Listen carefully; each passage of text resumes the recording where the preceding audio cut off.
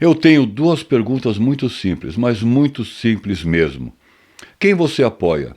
Os palestinos ou o Hamas? E a segunda pergunta: o que você apoia exatamente? O terror, a destruição ou a paz que constrói, que desenvolve, que traz dignidade?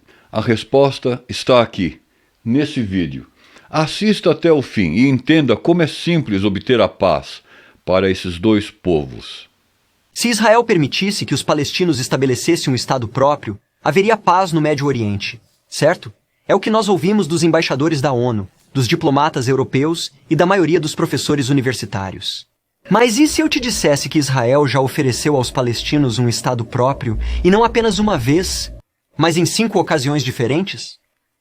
Não acredita em mim? Vamos rever a história. Após a queda do Império Otomano na sequência da Primeira Guerra Mundial, a Grã-Bretanha assumiu o controle da maior parte do Oriente Médio, incluindo a área que constitui Israel moderno. 17 anos mais tarde, no ano da Revolução Árabe, os árabes revoltaram-se contra os britânicos e contra os seus vizinhos judeus. Os britânicos formaram um grupo de trabalho, a Comissão Peel, para estudar a causa da rebelião. A comissão concluiu que a razão da violência era o fato de 2 povos, judeus e árabes, quererem governar a mesma terra.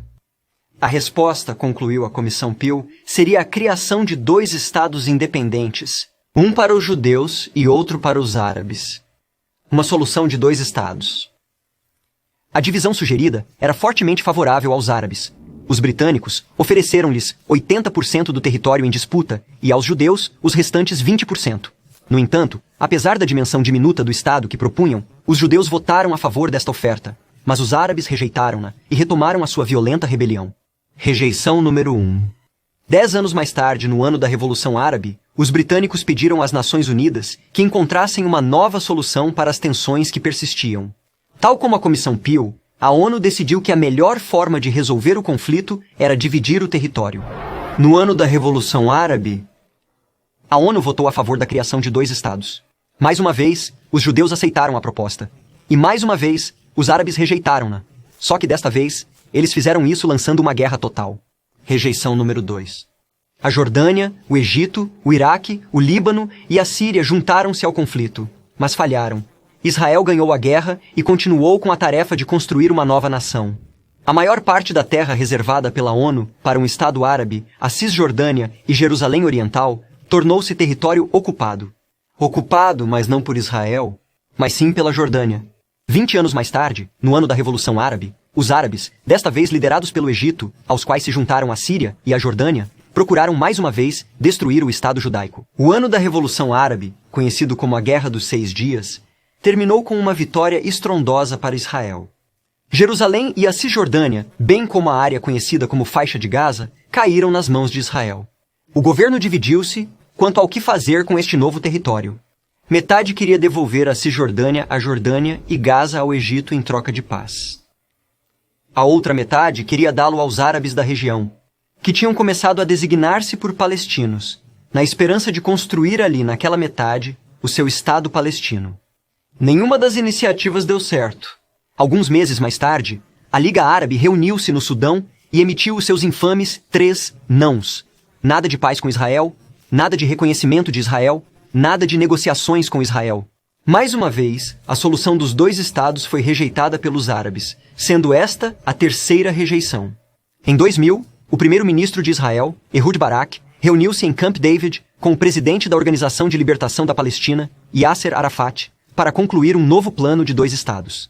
Barak ofereceu a Arafat um estado palestino em toda a faixa de Gaza e 94% da Cisjordânia, com Jerusalém Oriental como capital. Mas o líder palestino rejeitou a oferta. Nas palavras do presidente dos USA, Bill Clinton, Arafat esteve aqui 14 dias e disse não a tudo. Em vez disso, os palestinos lançaram uma onda sangrenta de atentados suicidas que mataram mais de 1.000 israelenses e mutilaram outros milhares em ônibus, salões de casamento e pizzarias. Rejeição número 4. Em 2008, Israel tentou mais uma vez. O primeiro-ministro Ehud Olmert foi ainda mais longe do que Ehud Barak. Aumentou a oferta de paz, de modo a incluir terras adicionais para adoçar o acordo. Tal como o seu antecessor, o novo líder palestino, Mahmoud Abbas, recusou o acordo. Rejeição número 5. Entre estas duas últimas ofertas israelitas, Israel abandonou unilateralmente a faixa de Gaza, dando aos palestinos o controle total do território. Em vez de desenvolverem este território para o bem dos seus cidadãos, os palestinos transformaram Gaza numa base terrorista, a partir da qual têm disparado milhares de mísseis contra Israel. O Hamas construiu 500 quilômetros de túneis em Gaza.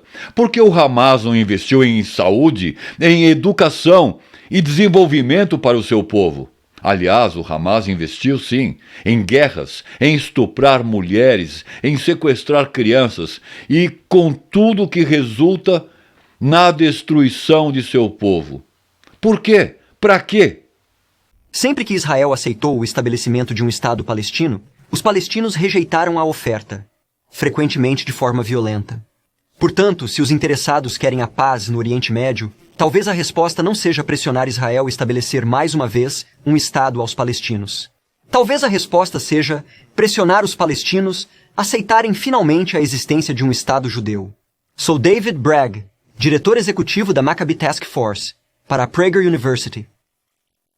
Quem traz a destruição para o povo não representa esse povo. O povo palestino tem de se livrar do Hamas para o bem da sua própria existência, sobrevivência e prosperidade. Basta de terror, basta de organizações terroristas. Paz, paz, paz.